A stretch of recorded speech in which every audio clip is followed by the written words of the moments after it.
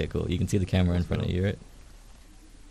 And look, make sure you look at the camera too. Yeah, I don't fucking know. Fucking look at the camera. I need you to look at the camera when I'm. Alright. Who is Akuma? Akuma is a ex-punk and Midwest emo musician, new to the EDM scene, new to DJing and producing. I'm just here to try to have some fun, play some music with friends, have a good time, you know? So, how did you get into VR chat? I had a friend who had been around for a while and going to the rave scene stuff. He showed me a video that I think PBS had, or it's like some mini PBS documentary series. They showed like Ghost Club, a little bit of Shelter, a bunch of other stuff, and he would stream me when he was like in Ghost Club and some other clubs. He'd stream to me on Discord, show me more videos and stuff, and I was like, that looks super sick. I'm really interested in that. And then I never hopped on the game until about like 4 months later or so. I finally was just like, yeah, let's do this. And then first day in, I went to a show, and I've kind of been here almost every day since. That was back in May. What was your best memory while playing with your Scrams band?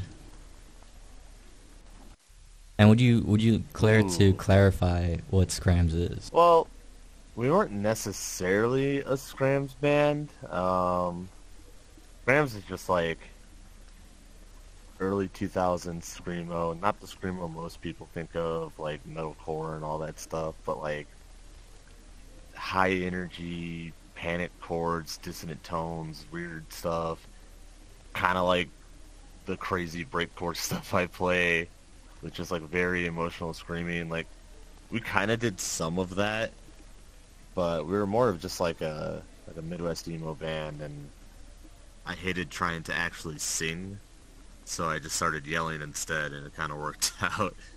But I think, let's see, my favorite memory would definitely be, there was this thing that our friends would put on called Dad Fest. It was kind of really stupid. We'd all dress up in like polos and like blue jeans and New Balances and stuff, and fake mustaches, and like we'd barbecue, and everyone's dressed up looking like a dad.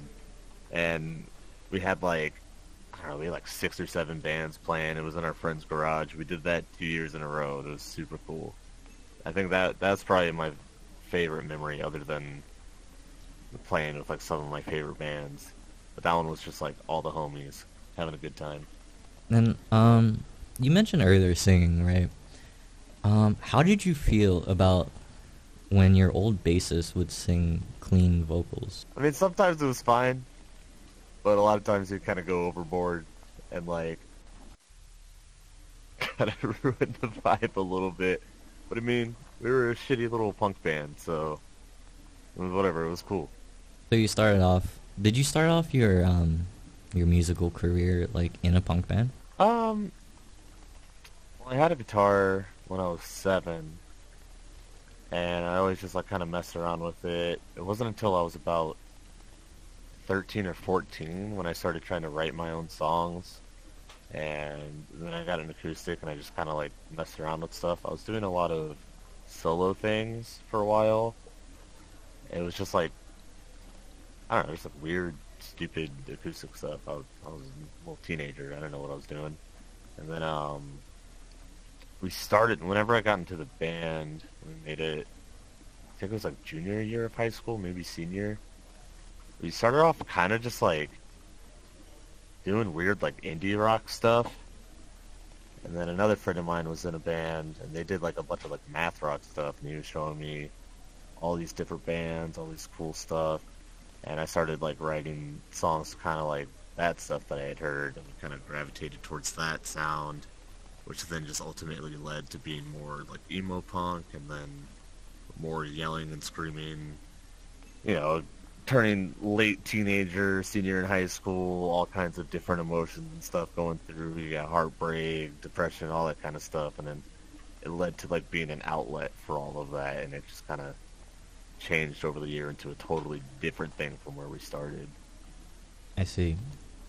So Akuma, what about that noise project that you made with a cheesy poof container? Ooh, I have been looking for that file. I don't know where it is. I know I uploaded it somewhere. It has to be on the internet somewhere. I think I was 16. I had a broken classical guitar that was completely out of tune. I obviously suffer from insomnia, if any of you guys know me. And I was up for a very long time just messing around with it. I just started recording stuff, doing weird little sounds with it. I had a bunch of stuff in my room I messed with. And I had a giant barrel. I don't even know how big it was, how many ounces, whatever, but those giant barrels of cheesy poofs that was like half full. And I remember taking it and just like shaking it into the microphone and hitting it a whole bunch and just making a bunch of weird sounds. It was like at least like 9 minutes long. And I wish I could find it because I want to see how ridiculous it was. That was like 12 years ago. Okay. So, going back to like VR chat, right?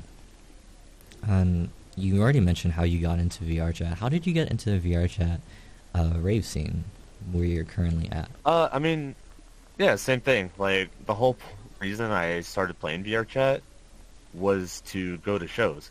Because I had never played it before. The only knowledge I had of VR chat were like the videos several years ago of like the Ugandan Knuckles stuff, and I was like, I'm never gonna play that. That looks like a terrible time. Yeah. And then my friend showed me all that stuff. So literally the first day on the game, he took me to a couple worlds, and then I went to Turbine that night and saw Shasha. That was my first set I ever saw. And I loved it. And then I just started finding more stuff through Captain Duck's like VR chat party hub, and just meeting a lot of people, friending DJs, and going to stuff, going around, and really haven't explored much of the game outside of the rave scene. I've just kind of just been doing that the whole time. Got you. How did you get into DJing, Kuma? Well, I mean, like we've already discussed, I did music for a very long time, about like 15-ish years. So like I've always loved music, being around music, playing music. After a few weeks of going to all these shows every day, I downloaded Virtual DJ. I didn't have a deck, but I was just like messing around with it, playing some of my favorite songs, seeing how I can blend them, seeing how it works, just using mouse and keyboard.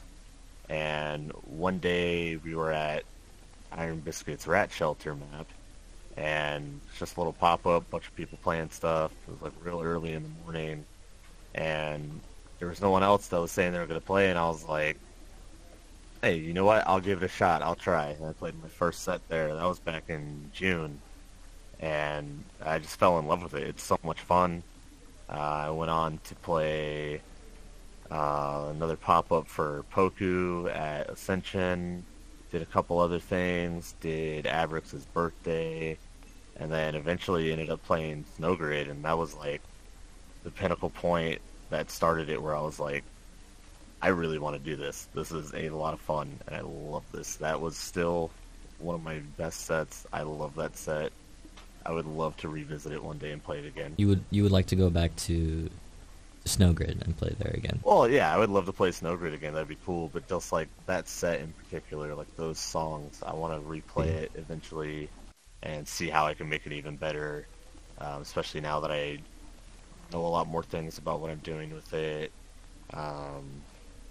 knowing how to mix better and everything. And I have a deck, so because that set was still on mouse and keyboard. Do you mind if I ask you about Rat Step? Oh. Oh my god, alright, Rat Step. So, I think it was that same night when I played my first set at Rat Shelter.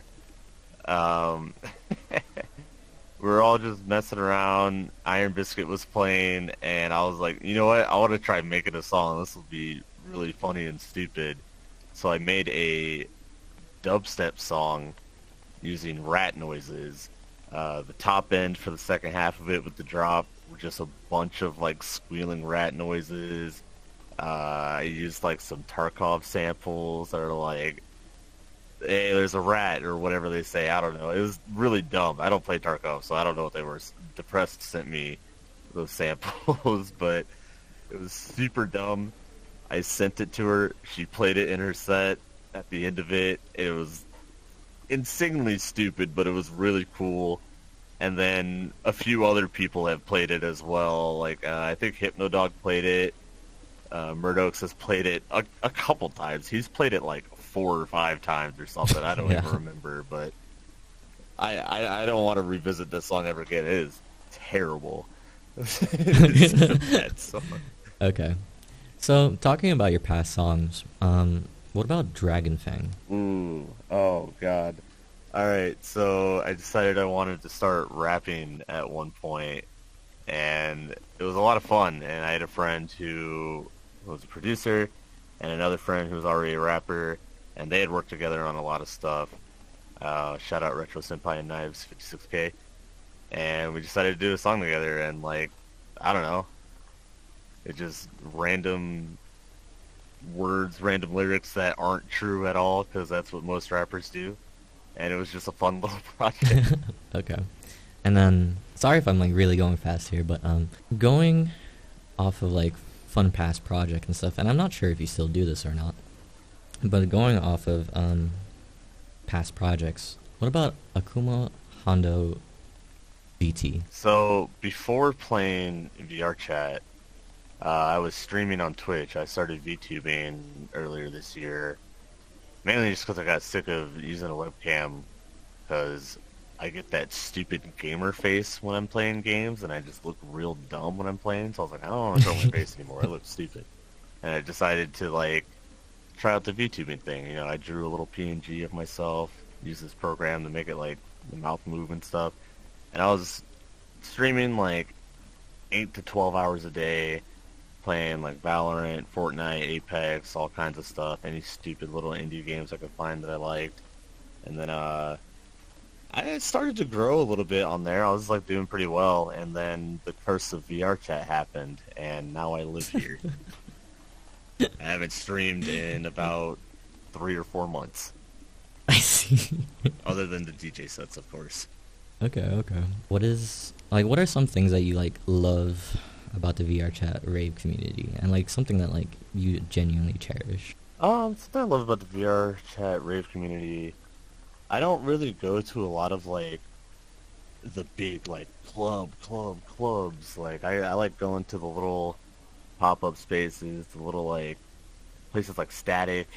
I mean I guess you can call Techno Tuesday like a big club, but like it's still that like small room, like grimy feel. It just like a lot of places like that remind me of my time in my band when we were playing the DIY spaces. There's these like little rooms or house shows, little weird venues that like kind of like you wouldn't want to be there, but it's comforting for some Yeah. reason. So there's a lot of that in here that I really enjoy. A lot of similar feelings I had back then. Plus, like, pretty much everybody I've met here is super nice. Everyone here is awesome. Like, this is the most loving and supportive community I have ever been a part of, and it's what keeps me here. Whenever you're DJing, like, where do you get your inspiration from? Honestly, I'm not too sure. People have asked me before, like, what DJs have inspired me to play and stuff, and there's not necessarily any particular one. It's kind of everybody. Like, all the homies I've met through the scene, like, they all push me to want to do better, because everybody is so good. Like, you know, Mingo, Synthesizer, Gloomstone, Acid Maw, Giga, everybody is so great. Like, Mexi, Paul, literally everybody. They're all so good, and they make me want to just better myself and keep doing what I'm doing. And talking about the things that you're currently like doing, right? You have a thing called Breakcore Takeover, Yes. and that's done every off Monday, correct? Yeah, every other Monday. Yeah, we do it every Monday, every other Monday. It's me, Acid Maw, Bot Brandon, and it kind of originally started as like, there's not a whole lot of breakcore DJs in the NA scene at all. There's like us three, you do some, Moon was doing some, Spooky does a little bit, but like we are like pretty much primarily breakcore DJs, and we just wanted to see more of it. So it started off as like us three wanting to play and inviting like one or two other people who don't normally play breakcore to come play with us. And it's kind of been like not going a different direction, but we've been meeting a lot of actual breakcore producers that play the game as well that have been down to play. So it's been like us three, a person who normally doesn't play it, and then like maybe a producer on there too. So it's been a lot of fun, getting a lot of different people into the scene.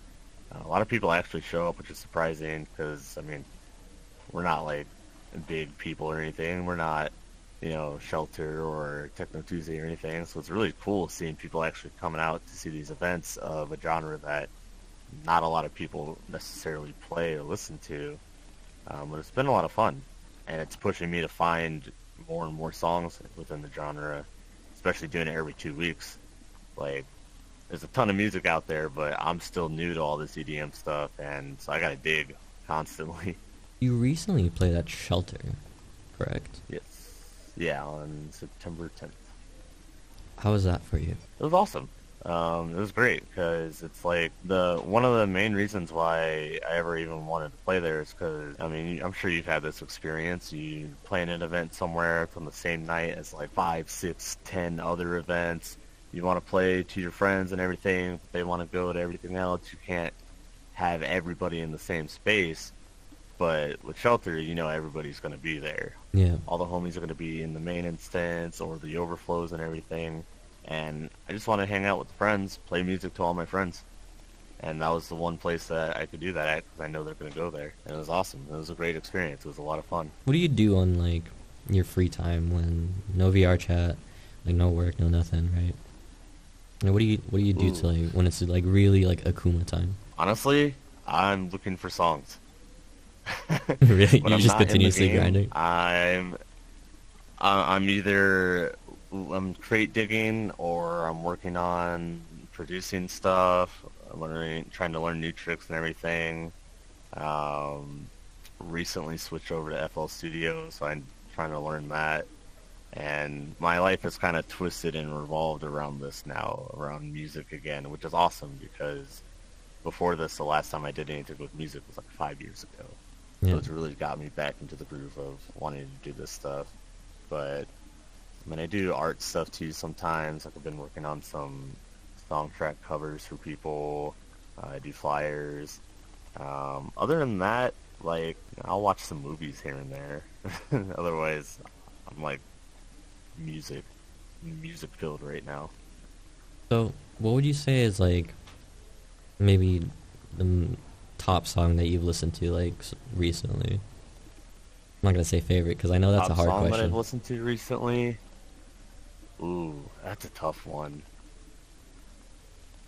Oh, there's so much good stuff. I would say one of my favorite producers would either be Pencil or Stella B or Shoebill. Those three make amazing music, and I play their songs a lot.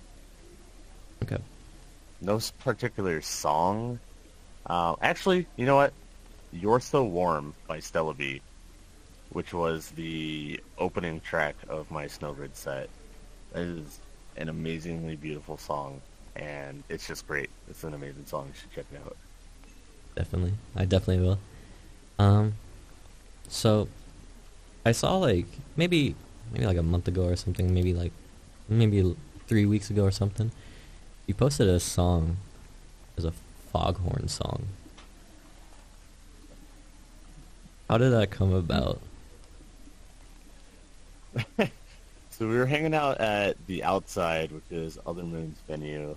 It's a JP space, and a couple friends were there, and Aya Bunny was there. I don't remember exactly what we were talking about, but they ended up saying to me, I bet you can't make breakcore with foghorns in it. Bet. I like a challenge. I told them to send me all of their foghorn samples, and while we were there, I was working on it. I finished it in like 40 minutes or something. Wow. It's honestly, to me, it's a it's a bad song, like, but people love it apparently. All the meme songs are the ones that blow up. It's my most played song on SoundCloud for some reason. It's just got layered foghorns throughout the entire first half of it. There's like 5 or 6 samples. Kind of ridiculous. Nice. I mean, yeah, I've listened to it, and I think it's actually pretty good. Oh my god. But Well, thank you. yeah, Appreciate it. no worries, no worries.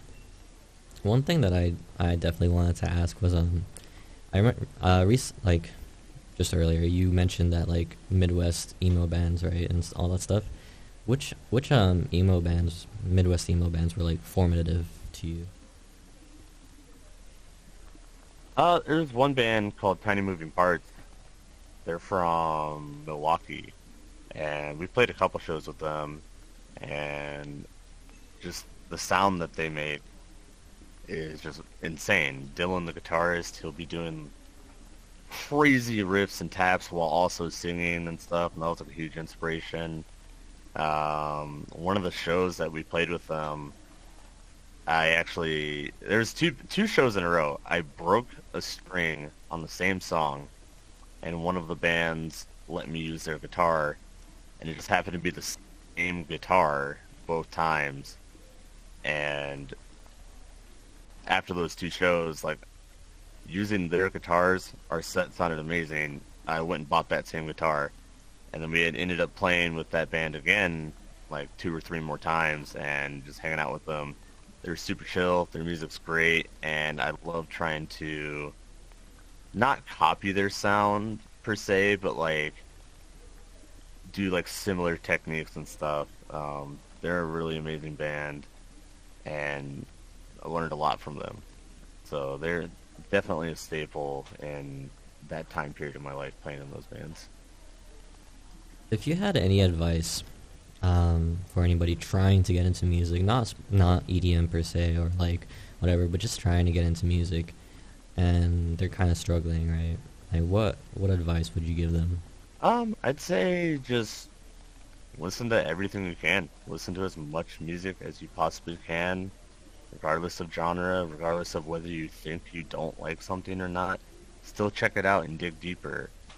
There's lots of, like, even just EDM genres that years ago I didn't think I really liked, but coming into this scene and hearing all kinds of different stuff from different people, finding new favorites and stuff. Like, I didn't like dubstep back in the day, but that was back in like the whole 2012 bro step era and everything.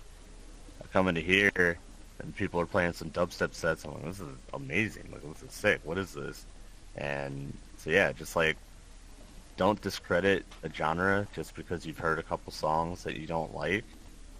Dig deeper. There's all kinds of stuff out there of any genre, whether it's metal, punk, indie, rap, even maybe a little bit of country, anything. You know, there's all kinds of great music out there, so just keep listening. So you just said not to discredit like any genres or whatever.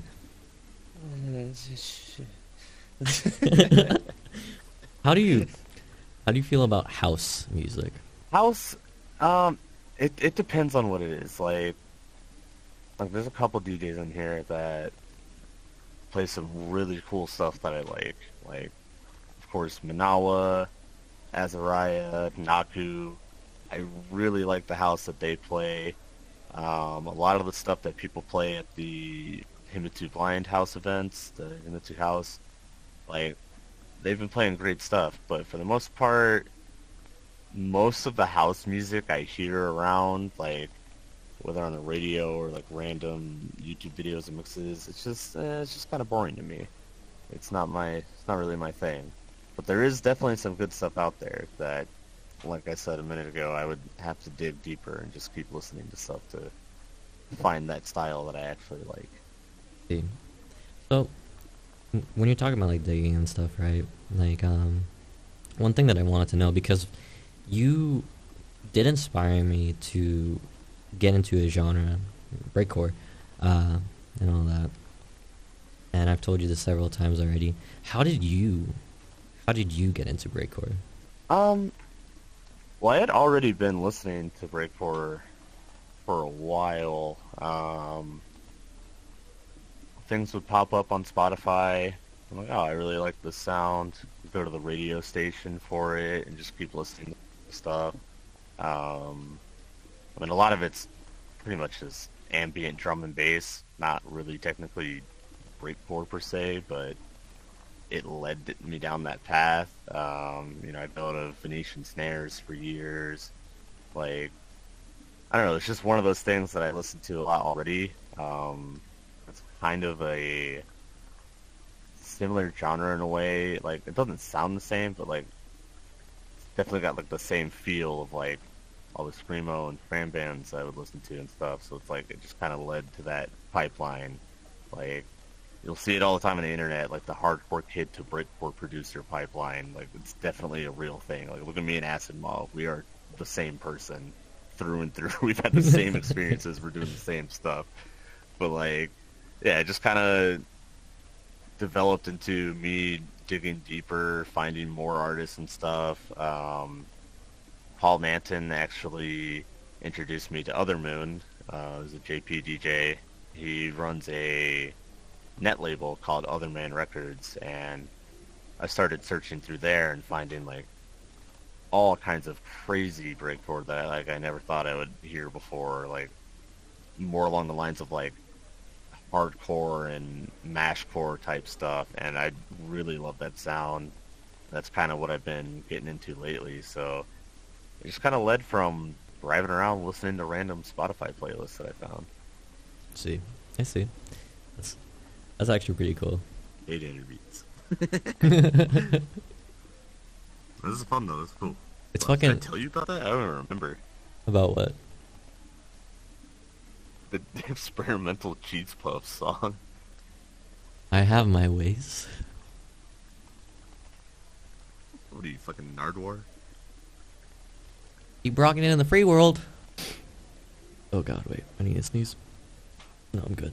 How did you get your name? Well, so my name came from VTubing. So like, I don't know, my Twitter handle and tag on stuff used to be Zahando from JoJo's Bizarre Adventure Part 4. You know, he was like... How did you get the name Akuma? For a while, my name on like Twitter and like fighting games and stuff was always Zahando, which came from JoJo's Bizarre Adventure Part 4. My favorite character was Okuyasu. His stand was Zahando. And then I ended up dropping the Za because everyone started calling me Hondo. And then a couple years later, like I said earlier this year, I started VTubing, and my name on Twitch was already Hondo. It was Hondo TV, and then when I started VTubing, I just switched it to Hondo VT, and then I made the persona of an Oni character as, you know, my VTuber self, and, you know, Akuma, Japanese, devil, demon, whatever, and I needed a name, like a full name for it. I guess I didn't really need one because I'd never actually created any lore for it, but I just decided, Akuma Hondo. And then coming into here, everyone just called me Akuma. So again, dropped part of the name because everyone only called me Akuma, so it just led to being just that. I see. This most recent song that you've remixed 5 days ago, from today, it was a Seabat song. What caused you to want to remix that song? I like to have fun. I'm a little bit of a shit poster. That whole meme with that Reddit post of that guy having sex with his girlfriend to Seabat for like 2 years of her never saying anything. About a few days after 2TD asked me to play Shelter, that thing was like popular. I was like, it'd be really funny if I played this song at Shelter. But I was playing a breakcore set, and I was like, I can't just play the regular song. So I decided to remix it, put breaks over it and everything. And so the plan was, you know, build my set, play like my whole actual set, kind of fade it out at the end, and then bring that in at the end just for some laughs. And I don't know, it was a lot of fun. It was really funny to me. Yeah, I've listened to it. It's probably a better version of terrible. Seabed. Don't It's say a it's good. it's probably a better terrible it's a song. better version of the original song. Yeah, I like it better. But I mean, I made it. I should like my own. Is there anything that you'd want to say to anybody that's listening out there? Like, it could literally be anything. I just want to say thank you to everyone in here that supports me, comes to my sets and everything. You all inspire me to do better, and I love you all. Oh, shit. Dude. You think we can redo that? You think we can redo that? Yeah.